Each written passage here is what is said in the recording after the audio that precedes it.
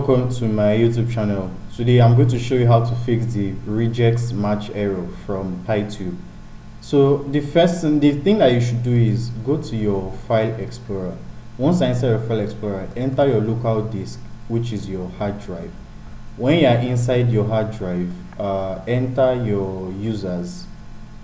This is going to be a very long journey. Enter users. Once you are inside users, enter the current user of the laptop.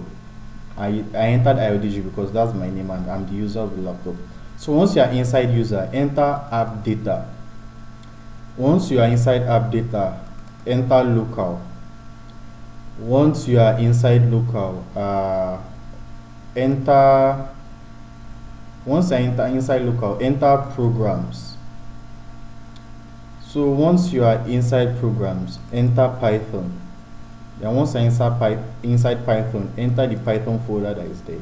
Mine is Python 39. Once I inside the Python 39 folder, enter the lib folder. Now take note, there are two folders. There is lib and libs. Enter the lib folder. Once you are inside the lib folder, I want you to search for a particular folder named site packages. So enter site packages. Once you are inside site packages, I want you to enter I want you to scroll down and search for pytube. Now once you've seen pytube, I want you to enter the pytube folder. I will soon see. Okay, this is pytube, so enter the pytube folder.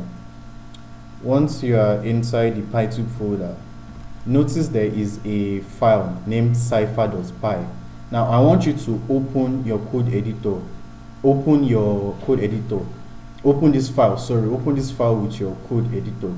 Now we are going to be editing a line inside this file. So I use Visual Studio Code and I have already opened the file using Visual Studio Code. Now I want you to navigate your way down to line 268.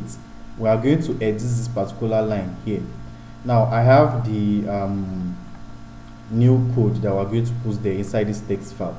You can get it in a link in the description below.